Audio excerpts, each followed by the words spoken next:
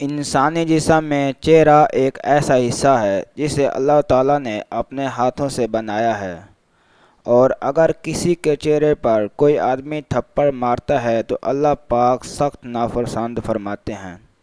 اسی عمل کو اور اسی منہ کو اگر انسان ایسی غلیظ اور گندی جگہ پر لگاتا ہے تو انسان کو خود اندازہ لگانا چاہیے کہ اللہ پاک کو کتنا برا لگتا ہوگا۔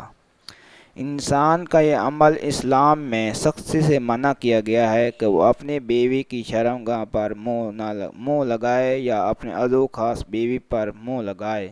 اس عمل کو اللہ تعالیٰ نے ناپسند فرمایا اور منع کیا گیا ہے۔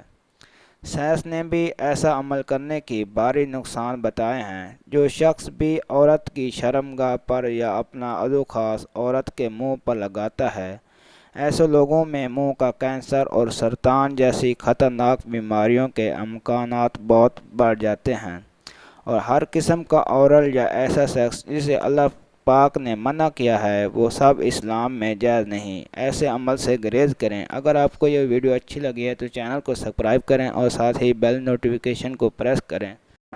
ویڈیو کو شیئر کریں تاکہ لوگوں کی اصلاح ہو سکے۔ شکریہ۔